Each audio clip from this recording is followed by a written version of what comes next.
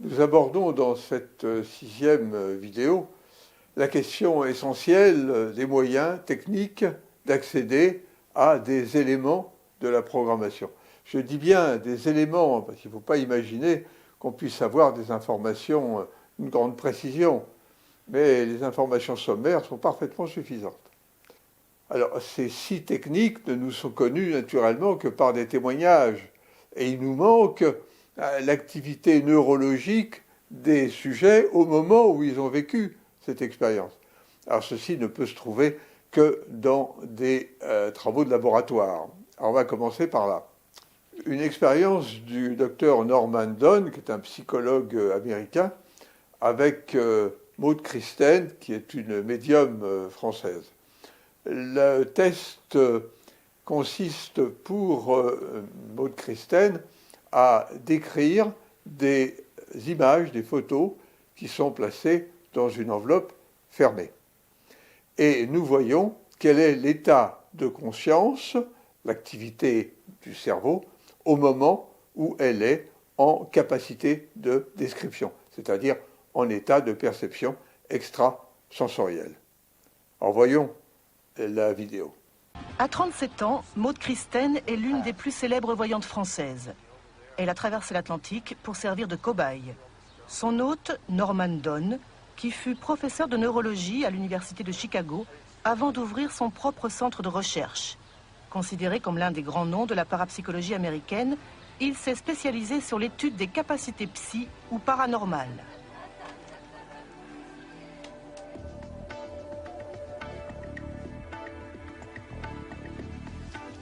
L'objectif de l'expérience n'est pas de prouver l'existence des capacités paranormales, mais d'étudier l'activité cérébrale de Maud quand elle pratique son activité de voyance. C'est formidable parce que ça va permettre de voir ce qui se passe de manière interne. Bien que je ne pense pas que ça se limite à l'aspect purement physique et neurologique, mais c'est très important pour moi de voir s'il y a une trace neurologique particulière. D'après le protocole expérimental, Maud doit deviner le contenu de 7 enveloppes scellées. Ces enveloppes sont opaques, personne ne peut voir à travers. Ce sont les membres de mon équipe qui ont placé des photos à l'intérieur de chaque enveloppe et moi-même je ne sais pas ce qu'il y a dedans. Je vais vous passer la première enveloppe. Vous pouvez dessiner, dire à haute voix ce que vous voyez et prendre tout le temps qui vous est nécessaire.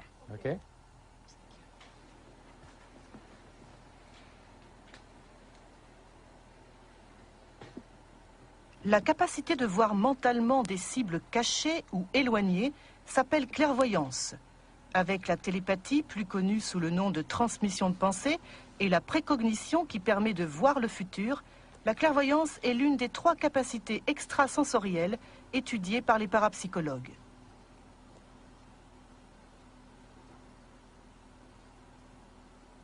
J'ai mis des arbres, de la verdure, quelque chose d'un peu inquiétant qui avance, un peu comme un insecte. Ou une machine avec des trucs sur les côtés qui ressembleraient à des pattes.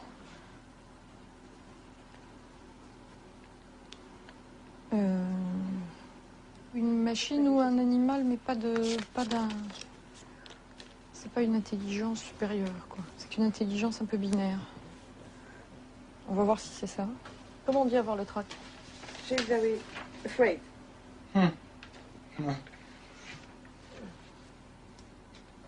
C'est pas mal. C'est une sorte de reptile, ça. Yes, Oui. that's what she drew. C'est ce qu'elle a dessiné. Voilà. Je sentais ce côté, cette façon de se déplacer qu'ont les êtres très primitifs ou bien mécaniques. En général, la clairvoyance ne permet de voir que certains détails de l'image. Et c'est très rare qu'un voyant dise « c'est une femme avec un dinosaure ». Ça ne marche pas comme ça. Thank you.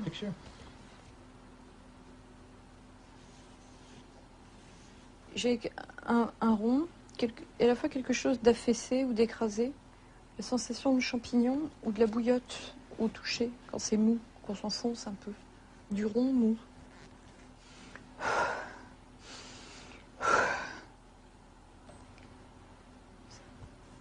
C'est très difficile de voir si c'est de l'ordre du végétal.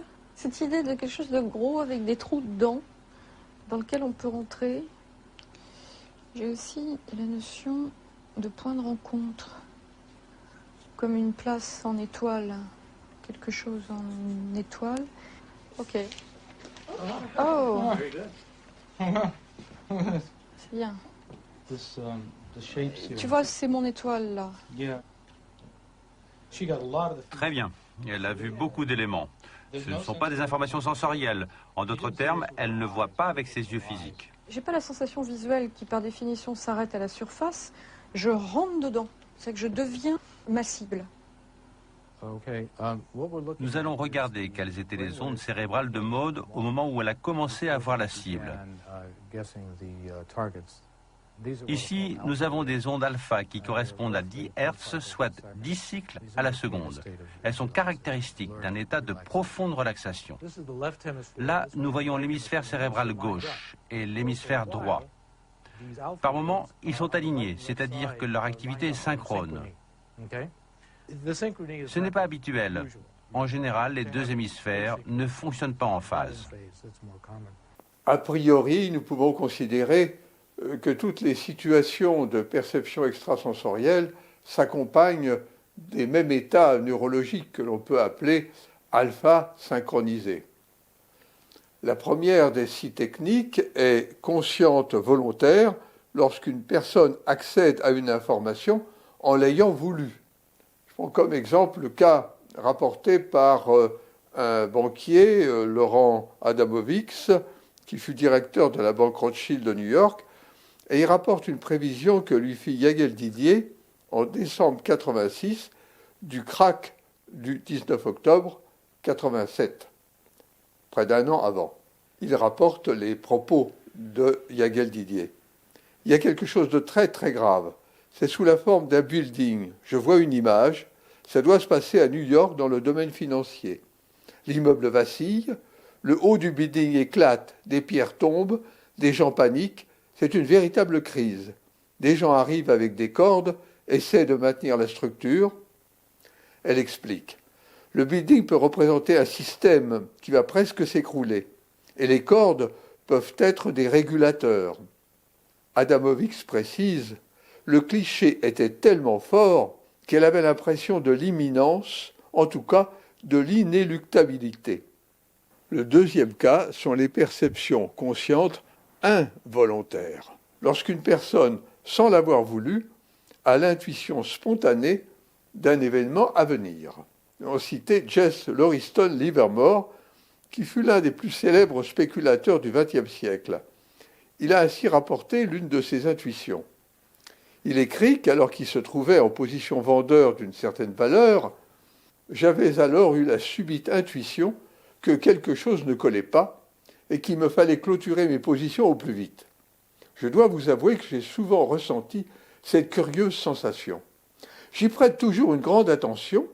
J'en ai parfois trouvé l'idée parfaitement ridicule, en me disant qu'il était stupide de suivre toutes ces impulsions soudaines qui me dictaient de changer ma position.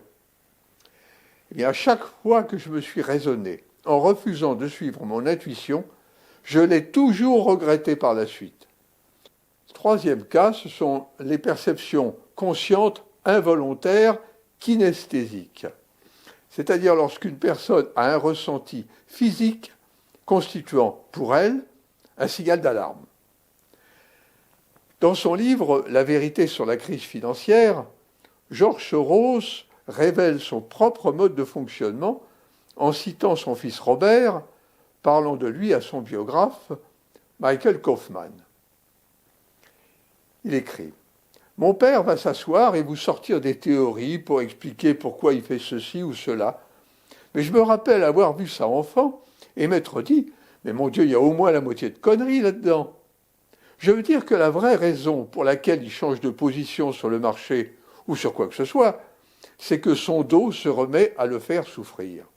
Ça n'a rien à voir avec la raison. Il entre littéralement en transe et c'est un signe avant-coureur.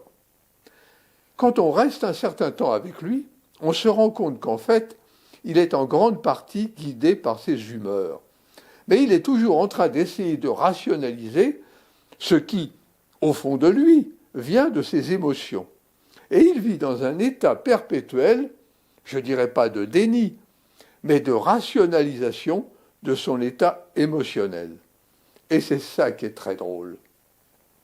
La quatrième technique est consciente, mais en état de conscience modifié, dans le cadre d'un binôme opérateur-sujet.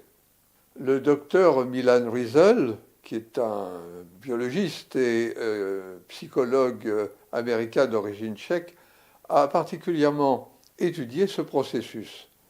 En plaçant ces sujets en état de conscience modifiée, ou état d'hypnose, il révélait leur capacité de précognition. On peut schématiser le processus de la manière suivante.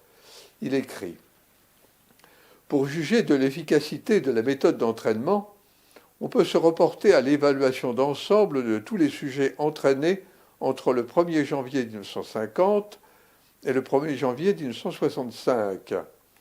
Au cours de ces 15 ans, 463 sujets furent examinés, 220 hommes et 243 femmes.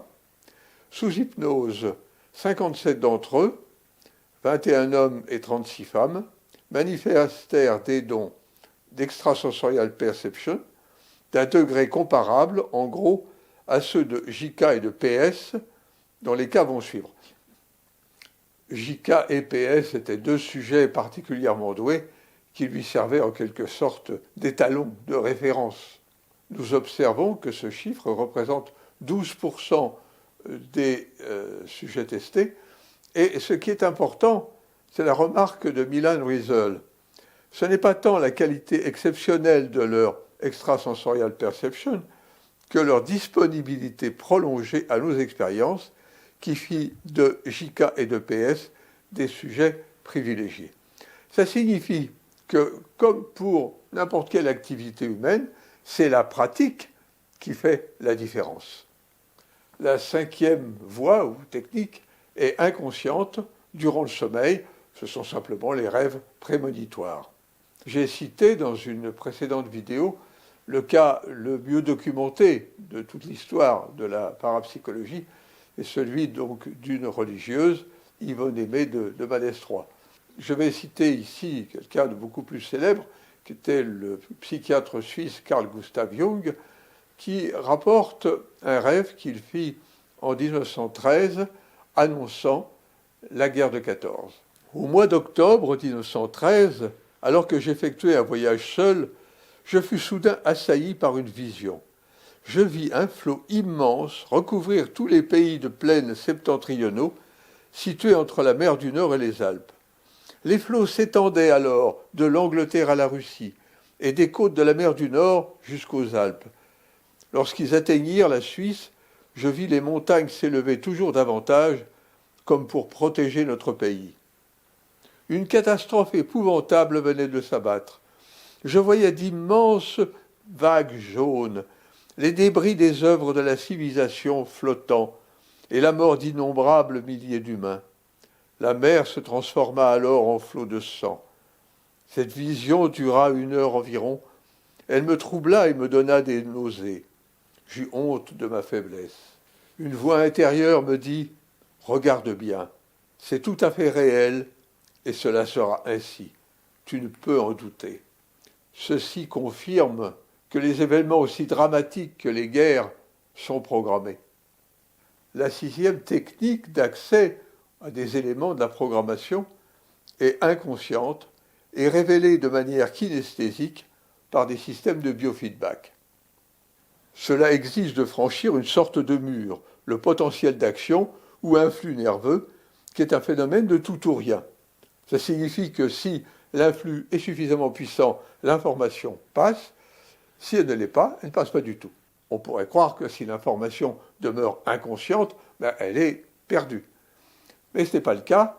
Elle peut être révélée grâce à des systèmes de feedback.